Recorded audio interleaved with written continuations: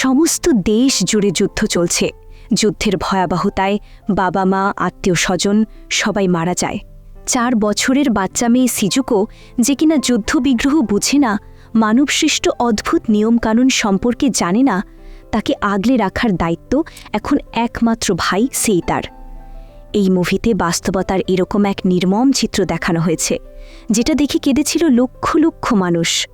মুভির শুরুতে দেখা যায় বোমা হামলার পূর্বাভাস পেয়ে সবাই বাড়িঘর ছেড়ে আশ্রয়স্থলের দিকে ছুটতে থাকে। সেইতা, সিজুকো 2 ভাইবোন, তারাও তাদের প্রয়োজনীয় মালামাল প্যাক করে আশ্রয়স্থলে যাবার প্রস্তুতি নিতে থাকে।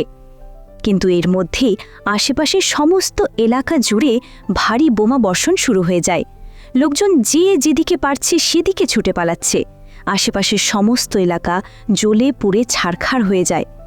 সেইতা, সিজুকো কোনো মতে দৌড়ে একটি গুহার মধ্যে আশ্রয় নেয়। গুহার মধ্যে তারা অনেকটা সময় ধরে অপেক্ষা করে।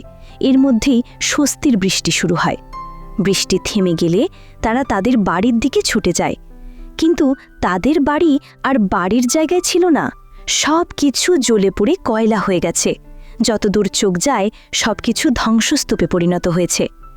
সেইতা, সিজুকো প্রাথমিক চিকিৎসা নেওয়ার জন্য হাসপাতালে যায়। সেখানে সেইতা জানতে পারি বোমার আঘাতে তাদের মা মারাত্মকভাবে জখম হয়েছে। সেইতা দৌড়ে তার মাকে দেখতে যায়। হাসপাতালে আহতদের সংখ্যা এতটাই বেশি ছিল যে হাসপাতাল থেকে তার মাকে ব্যান্ডেজ করা ছাড়া অন্য কোনো ধরনের চিকিৎসাই দেওয়া হয়নি। অচেতন মায়ের দিকে তাকিয়ে থাকা ছাড়া সেইতার আর কিছুই করার ছিল না। সিজুকো মায়ের অসুস্থতার কথা শুনেই কান্না করে দেয়। ছোট বোনের চোখের জল সেইতার সহ্য হয় না, তাই বোনের মন ভালো করার জন্য সেইতা তাকে অনেক ধরনের শারীরিক কসরত করে দেখায়। পরের দিন সেইতা তার বোনকে তাদের এক দূর সম্পর্কের আত্মীয়ের বাড়িতে রেখে মায়ের সাথে দেখা করতে আসে। এদিকে প্রয়োজনীয় চিকিৎসা না পাওয়ায় সেইতার মায়ের সমস্ত শরীরে পোকা হয়ে মারা যায়। সেইতার মায়ের মতো অসংখ্য রোগীকে গণকবরে দাফন করা হয়। সেইতা বাসায় আসলে সিজুকো তার মা এসেছে ভেবে দৌড়ে ছুটে আসে। ছোট বোনটি মায়ের মৃত্যুর কথা শুনলে কষ্ট পাবে ভেবে সেইতা মিথ্যা বলতে বাধ্য হয়। পরের দিন সেইতা ধ্বংসস্তূপের মধ্যে থেকে আগের লুকিয়ে রাখা কিছু নিত্য প্রয়োজনীয় জিনিসপত্র বাসায় নিয়ে আসে। সন্ধ্যাবেলা সেইতা তার বোনকে নিয়ে ঘুরতে বের হয়। পুকুর পাড়ে প্রচুর জোনাকি উঠতেছিল। সেইতা তার বোনকে সারপ্রাইজ হিসাবে একটি চকলেট খেতে দেয়। চকলেট পেয়ে ছোট বোনটি খুশিতে আত্মহারা হয়ে নাচতে থাকে। বোনের খুশি দেখে সেইতা মা হারানোর কষ্ট ভুলে যায়। সেইতা, সিজুকো এভাবেই তাদের দূর সম্পর্কের আত্মীয়ের বাড়িতে বেশ কয়েকদিন কাটিয়ে দেয়। গৃহকর্ত্রী সেইতার মায়ের একমাত্র স্মৃতিচিহ্ন জামা কাপড়গুলো বিক্রি করে দিয়ে খাবার কিনে আনে। আর এটা নিয়ে সিজুকো আর গৃহকর্ত্রীর মধ্যে মনোমালিন্য হয়ে যায়। সিজুকো কোনোভাবেই তার মায়ের জামা কাপড় বিক্রি করতে দিতে রাজি হয় না, কিন্তু পরিস্থিতির কারণে দিতে বাধ্য হয়। যতই দিন যাচ্ছিল ততই গৃহকর্ত্রীর আচরণ পরিবর্তন হতে থাকে। গৃহকর্ত্রী মাঝে মধ্যেই তাদেরকে অনাথ বলে তাচ্ছিল্যের সুরে কথা বলতো, এমনকি খাবার নিয়ে খুঁটা গিয়ে কথা বলতো। মাঝে মধ্যে তাদেরকে আলাদা হয়ে যেতেও বলতো। মহিলার তুচ্ছতাচ্ছিল্য সহ্য করতে না পেরে একদিন সেইতা ব্যাংকে জমানো তার মায়ের শেষ সঞ্চয় থেকে কিছুটা টাকা তুলে এনে বোনকে নিয়ে রান্নার জিনিসপত্র কিনে আনে। অনেক দিন পরে আজকে তারা তৃপ্তি সহকারে খাওয়া শেষ করে। মাঝে মধ্যেই রাত্রিবেলা সিজুকো তার মায়ের জন্য কান্না করত। সেটা নিয়েও ওই মহিলা তাদেরকে বকাঝকা করত। ওই মহিলা তাদেরকে অনেক ছোটখাটো বিষয় নিয়েও বকাঝকা করত। মহিলার আচার আচরণে ক্ষুব্ধ হয়ে সেইতা সিজুকোকে নিয়ে সিদ্ধান্ত নেয় তারা ওই বাসা ছেড়ে চলে যাবে। তারা পরিত্যক্ত একটি গুহার মধ্যে তাদের থাকার ব্যবস্থা করে। নিজেদের থাকার জায়গা পেয়ে সিজুকো অনেক খুশি হয়। তাদের কাছে থাকা অবশিষ্ট টাকা দিয়ে কিছু সবজি ও খাবার কিনে আনে। জঙ্গল থেকে কাঠ সংগ্রহ করে সেগুলো রান্না করে। নতুন বাড়িতে প্রকৃতির মাঝে বসে তারা দুপুরের খাবার শেষ করে। খাবার শেষে মনোমুগ্ধকর পরিবেশ দেখতে দেখতে তাদের সময় কেটে যায়। রাত্রিবেলা সিজুকো ভয় পেলে সেইতা অনেকগুলো জোনাকি ধরে আনে আর মশারির মধ্যে ছেড়ে দেয়।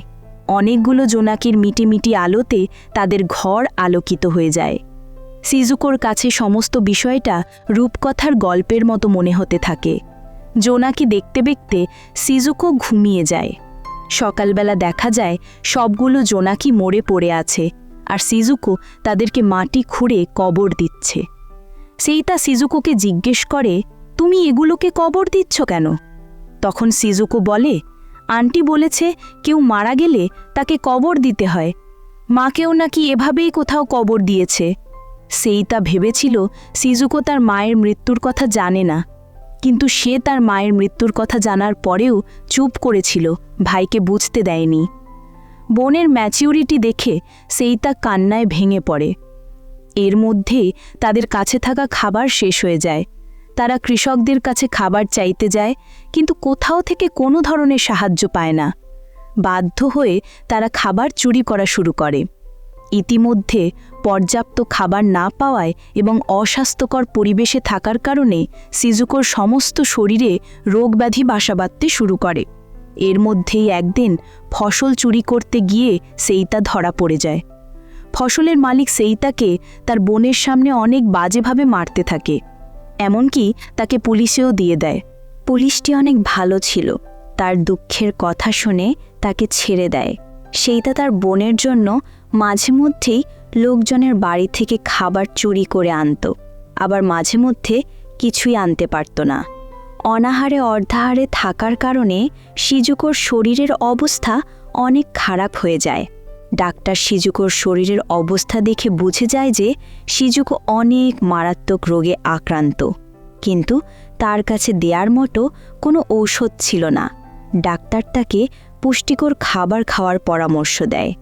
বাসায় ফেরার পথে সিজুকো আইসক্রিম খেতে চাইলে সেই তার রাস্তার পাশে পড়ে থাকা বরফকুচি খেতে দেয়।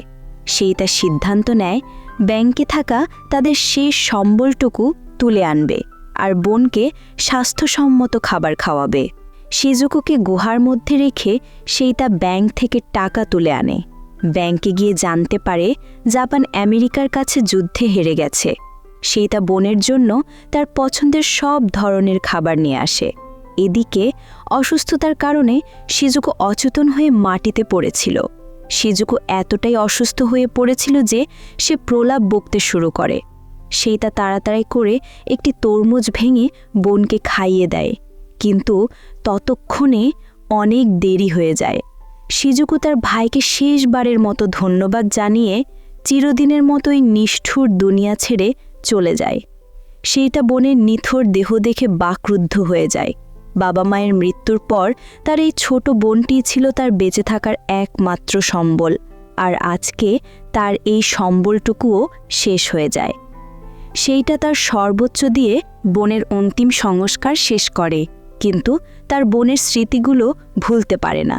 তার চোখের সামনে ছোট বোনের স্মৃতিগুলো ভাসতে থাকে।